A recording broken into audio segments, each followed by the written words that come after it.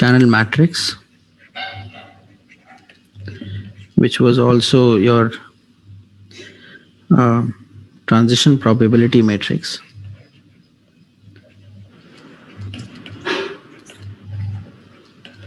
Transition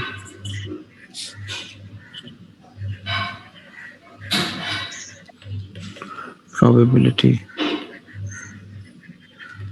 matrix, and this was, if you remember, given by the matrix for the probabilities Pyj over Xi. So we had a matrix called channel matrix, which was defined by conditional probability, which was the probability that the output symbol Yj is received when Xi was transmitted. And then we also looked into what is the joint probability.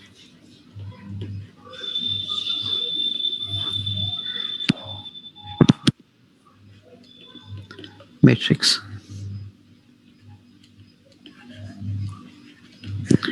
And this matrix was the matrix P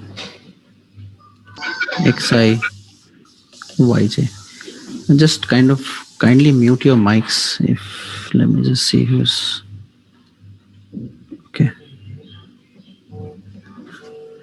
Just a second, I'm getting a call. Hello, हाँ अमन, वो जरा link join कर लेना, ठीक है? चलो great, चलो हाँ, that's nice. Okay, thank you. Okay, bye. So this is a joint probability matrix, which was given by P Xi Yj, and we did some properties, related properties to this, and we studied some related properties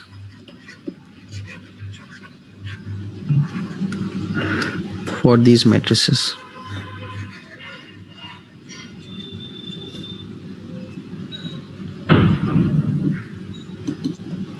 So just for revision's sake, I would request that you people go through it, the last set of notes that I had sent on the group. So you can go through it and you can see what are the properties of this. Some of the properties were that if you do the summation over all y's, you will get the probability of xi. If you do summation over all x, you'll get the probability of all y's. And the double summation of p xi yj is going to be always equal to 1. Similarly, we did some properties of channel matrices, and you can just go through it. And the relation that combined both of them was similar to probability PA being probability B by A into probability PA. Someone's mic is on, please close it. Okay, so this is how it relates. You can take A to be xi and you can take B to be yj, and they will relate. So all this is okay. We did some preliminary mathematics, but we'll apply it to some channels that we actually come across when we transmit signals. So one such popular channel which actually is used in real life is something called as a binary symmetrical channel. So this is the benchmark of all channels. Of course, channels are going to be much more complex than this, but studying this, you can always generalize it to channels containing several inputs and several outputs. So we're going to look into now binary symmetric channels. So even if you do not remember what we did in the last class, still I will develop it in such a way that you get an understanding of what it is and probably a little bit of what we have done before as well. So there are two things which are important here. The one is, of course, that it is binary, and the other is that it is symmetric. So when I say binary, I mean it will involve two inputs and two outputs, and the inputs would be 0 and 1, and the outputs would also be, let's say, 0 and 1. And symmetric means that there has to be some sort of a symmetry in the state transition matrix. So we'll see how this symmetry comes into picture. So the scenario is something like this. You have two inputs. So you have an input, say x0, and you have an input say x1, you have an output say y0, and you have an output say y1. There is a conditional probability relating this transition, and that transitional probability is p y0 when x0 was transmitted, and there is this probability which is p y1 when x1 was transmitted. Then you have a probability which is defined as probability that y0 was received when x1 was transmitted, and then you have a probability that y1 was received when x0 was transmitted. Okay, so if you remember in a previous discussion, I said that if x0 is transmitted, then we say that y0 should be received. If that is the scenario, there is no error. So in this case, there is no error. This is the no error scenario. There is another no error scenario, which is that if x1 is transmitted and y1 is received, this is also a no error scenario. So the other two, which are like represented in forms of some sort of diagonals, they are represent the error scenario. So it's like if x0 was transmitted but you receive y1, or if x1 was transmitted and you receive y0, then these are the scenarios where you can say that the error has occurred.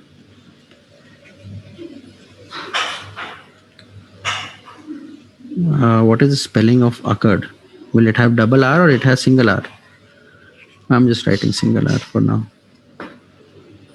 Okay, so anyways, so this is what it is. So this is how we actually define what a binary symmetric channel is. So let's say that now we need to find out the various probabilities. What would be given to us, of course,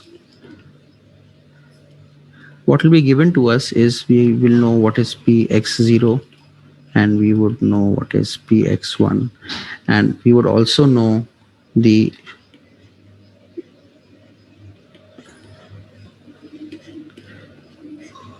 channel matrix. We let's assume that we know this.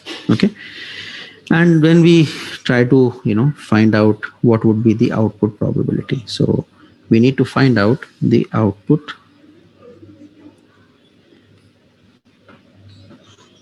We need to find out the output probabilities.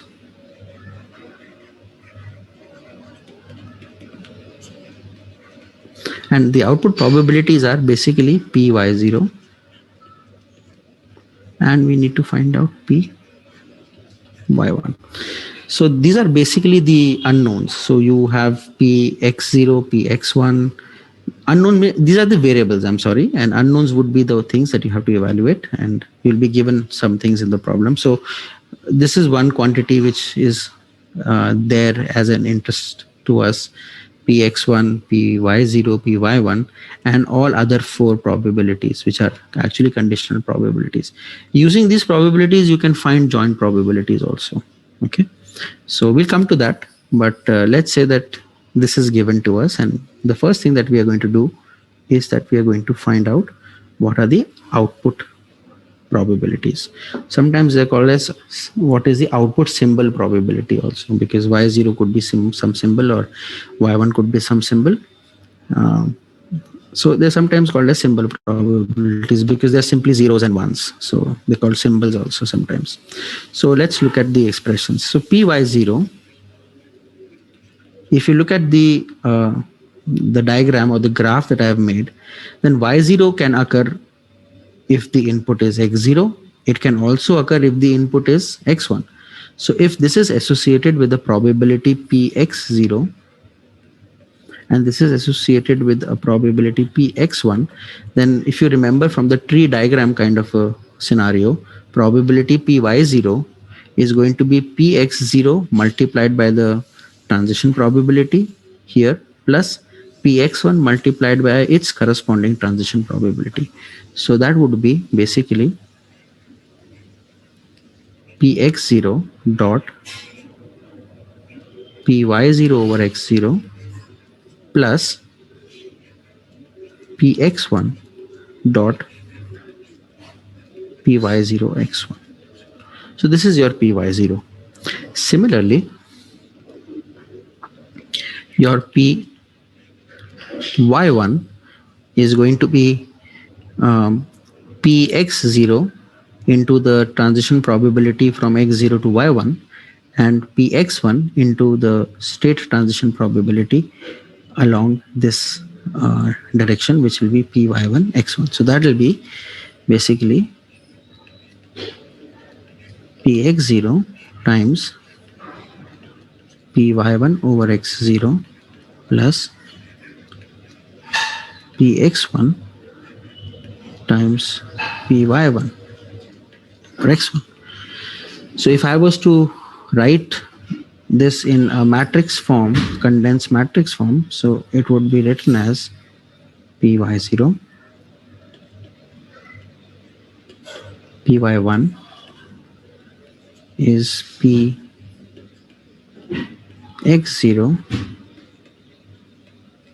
px1 multiplied by the state transition matrix. So if you remember, this was how we used to write it. x1 py1 x0 py1 x1. So this is it, right? So this is how we can formulate the output and the input along with the state transition matrix. So now you have the output probabilities, which is basically a product of the input probabilities and the state transition matrix probabilities. Okay. Simple expressions. These are the expressions, the two expressions that I have written in a compact form. Expression 1 and expression 2. They have been combined together in this matrix notation. Okay. Now, the question comes, so this is, we have just looked into a channel which is a binary channel. When does this channel become symmetric? So this channel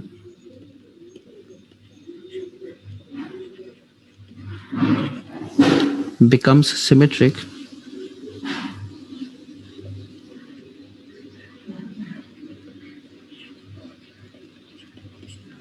when, so we'll categorize the probabilities in two groups. One is the group which means no error, and the group which means that there is an error. So there are two probabilities that represent no error, and those probabilities are this probability and this probability. So we will assign the same value to these probabilities, and we will assign different values, but same nevertheless, to the error probabilities, and then what we get is a symmetrical channel. So we say that a channel is symmetrical when probability that y0 is received when x0 was transmitted will be same as probability when y1 was received when x1 was transmitted, and we call this probability as some capital P.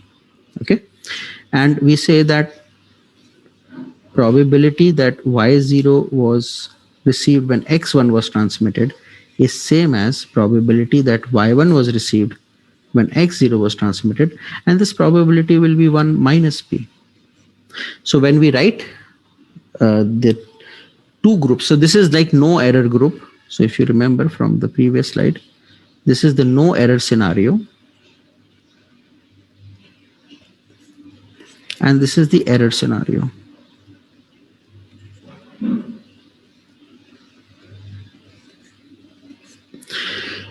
So once we define the probabilities like this, then this binary channel becomes symmetrical channel. So this channel will then look like as follows. So you'll have P here, you have P here, x0, x1, y0, y1, and you will have 1 minus p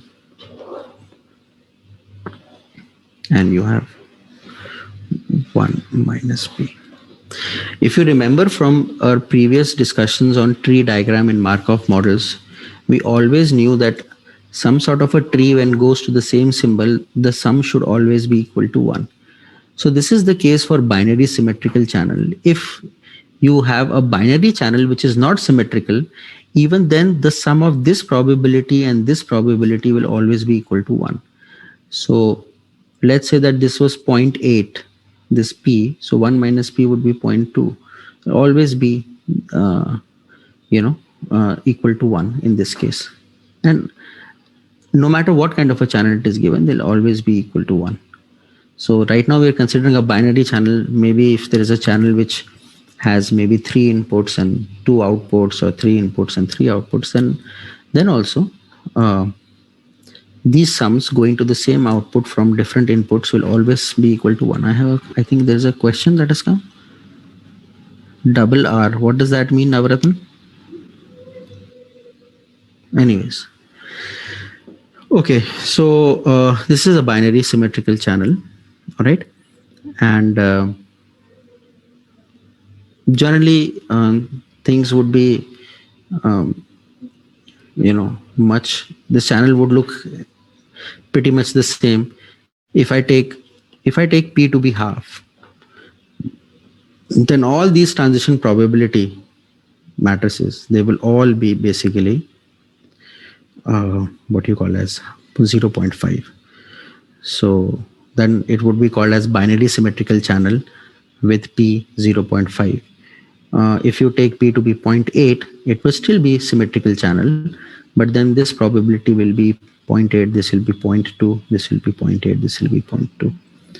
But if it is half, then all these matrices would be the channel matrix or the state transition matrix would just be an integral multiple of the identity matrix, not identity, one matrix, 1 1 1 1 1. So it'll be like that. So let's see that if p is half,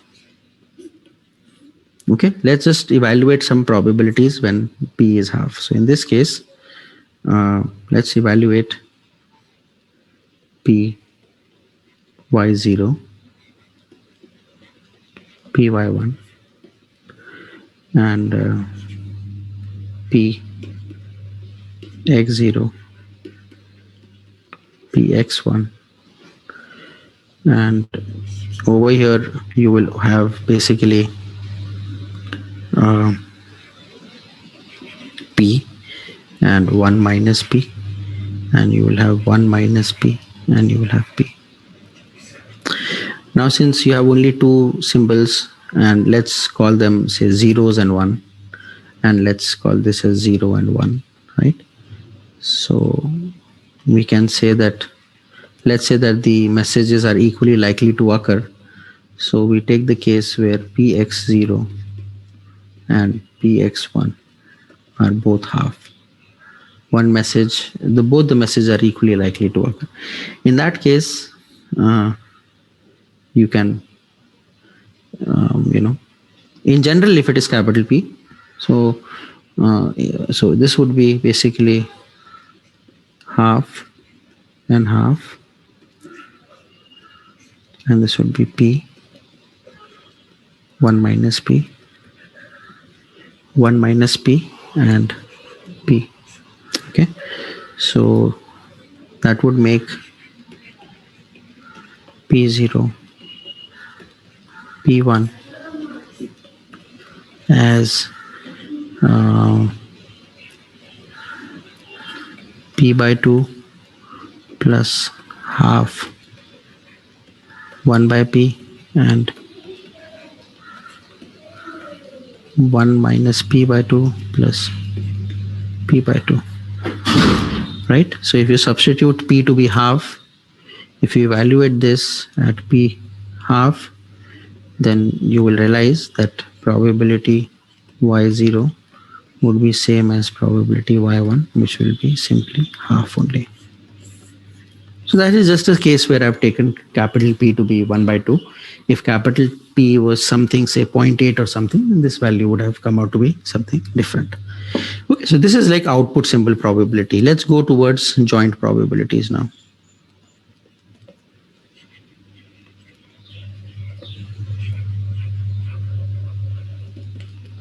So if you remember, joint probabilities are basically probabilities in which we type something like xi, yj. And just to refresh your memory, this is a matrix where I subscript will go down like this and j subscript will go left to right like this. Okay, so let me just represent it here also. So you'll have I going down 1, 2, 3, 4, 5, and you'll have j which will go from left to right. Okay, so in our case that would mean that you have px0 y0 here, then you will have px1 y0 here, you will have px0 y1 here, and you will have px1 y1 here, and this would be your matrix pxi yj for binary symmetrical channel. So now the question is, we need to find out these joint probability matrices, elements of this joint probability matrix. It's simple. So p x0 y0 can be written as probability y0 over x0 times probability x0. Then which in our problem p y0 over x0 was capital P, and the probability p x0 was half, so this becomes p by 2. Okay, so simple enough. Then you find out the other probability, which is probability x1 y0, which will be p y0 over x1 times probability of x1, and this probability p y0 over x1 is 1 minus p times half, so this is 1 minus p divided by 2. Similarly, you can find out the other probabilities as well. So let's look at probability px0 y1. So that will be probability y1 over x0 times probability of x0. So this is also 1 minus p by 2. And last is probability x1 y1, and that probability is going to be probability y1 over x1 times probability x1, which is p by 2. I'm applying this formula here. If you remember, that was PAB is probability b by a times probability of a. So that is what I'm applying. Okay, so Bayes theorem. Okay, so I think regardless of the value of p, which in the previous example I took as half, you can take p to be anything, and then such joint probability values will obviously come at. Now there could be another probability that you could evaluate, and they are probabilities of type pxi over yj. So this is like a reverse conditional probability, in the sense that you are trying to find out what is the probability that xi was transmitted if yj was received. So this is a probability that can also be found, and it's a very simple way to find it out. So we know that probability PAB can be written as probability of B over A times probability of A, and this would be same as probability of A over B times probability of B. So we pick this up. If we substitute B as Yj and we substitute A as Xi, so I can write probability Yj over Xi times probability Xi is equal to probability Xi over Yj into probability of Yj. So this implies that probability Xi over Yj is nothing but probability Yj over Xi into probability Xi whole divided by probability of Yj. Now we already know the probabilities of Xi's. We already know these probabilities because they happen to be the part of the channel matrix. Okay. And then Pyj we evaluated, which is somewhere here, this. So then you can find out these probabilities. So let's say, for example, we are trying to find probability x1 over y0. So that will be probability y0 over x1 into probability x1 over probability y0. So this is how you can evaluate these probabilities. Okay. So what was probability y0 over x1? That was 1 minus p. Probability x1 is going to be half because you're considering this input symbols to be equally likely, and probability py0, what I think it was, py0 was what?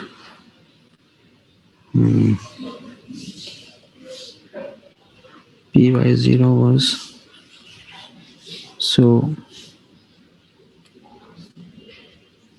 you know, py0 is basically half over here because p by 2 and p by 2 will get cancelled. So this would be half. So this would be 1 minus p. Okay. So you can see that in a binary symmetrical channel, px1 over y0 is same as py0 over x1. And you'll see that it's pretty much the same for everything else. So before I conclude this discussion, and so there are the following things we have done. We were given a binary symmetrical channel. So we have p x0 x1, we have y0 y1. We were given a channel of this type, and this is p, and this is p, and this is 1 minus p, and this is also 1 minus p. Okay, so both these probabilities are 1 minus p. We evaluated py0 and we evaluated py1. We could also evaluate the matrix pxi yj.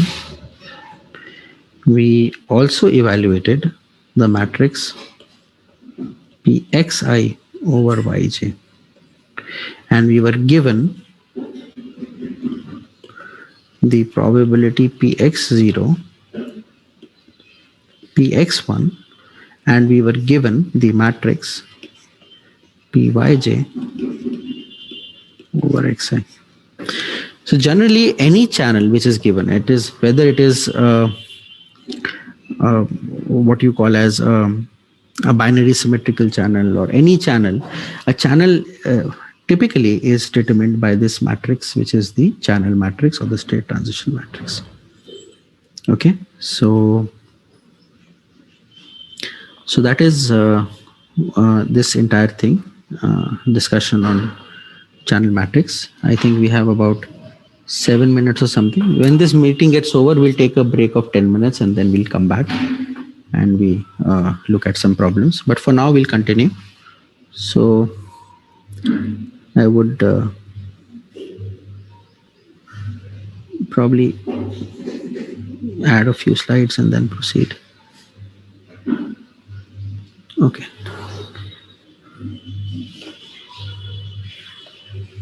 So let's look at some examples before we proceed any further. Okay, so let's look at some examples.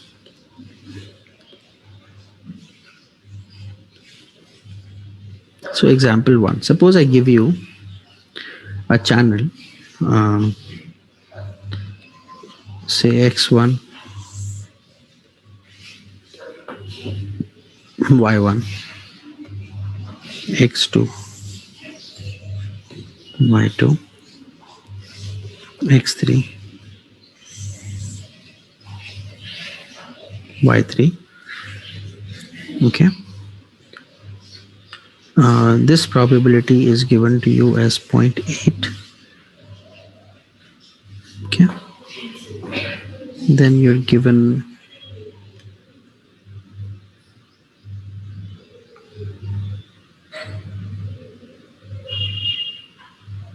this probability.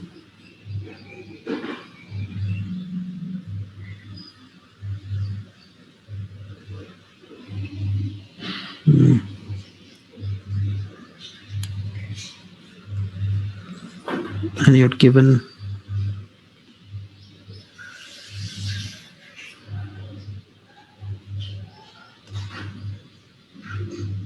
this probability, and then you're given this probability. And what else is the connection in the channel? There is another connection. Just a second, let me just draw it.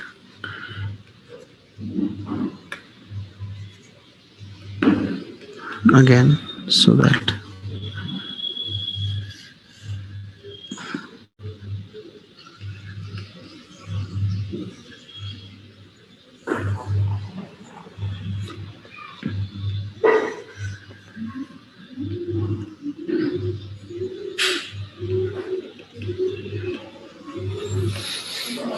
and then you have connections like these.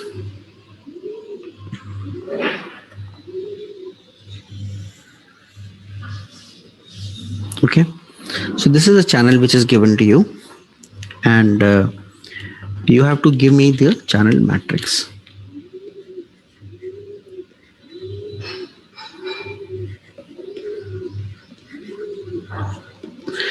So there are some conditional probabilities which are given to you, and you have to find the rest of the conditional probabilities. So that is what it is. So you can just try to do it if you can. So the basic idea is that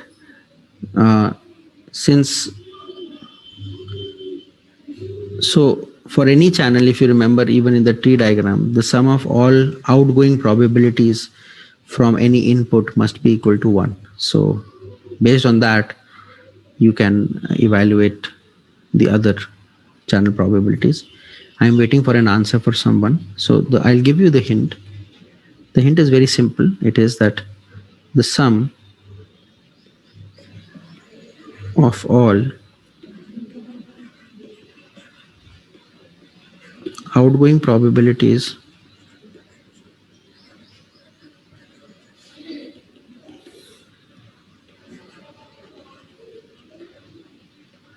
from any input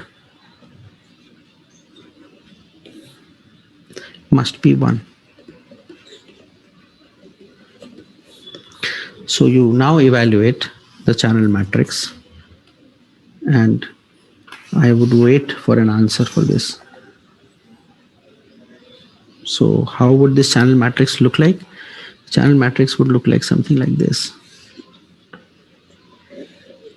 So you'll have x1 here, you have x2 here, you have x3 here, you have y1 here, you have y2 here, and you have y3 here. So you will have p y1 over x1. Here you will have p y1 over x2. Here you will have y1 over x3. Here you will have p y2 over x1. Here you will have y2 over x2. Here you will have y2 over x3. Here you will have y3 over x1. Here you will have y3 over x2.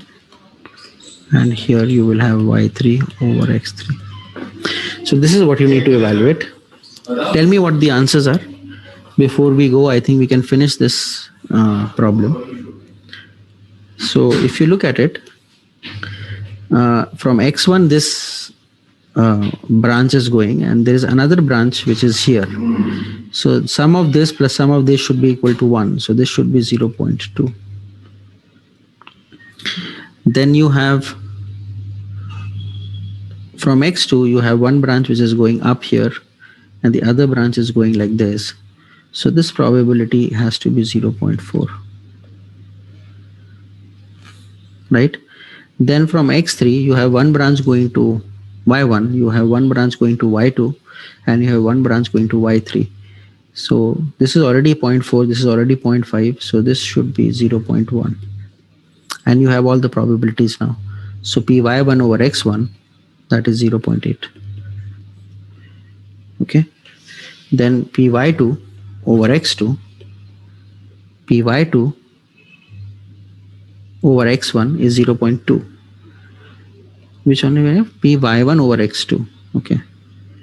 So py1 over x2 is 0.6. So then you have 0.6.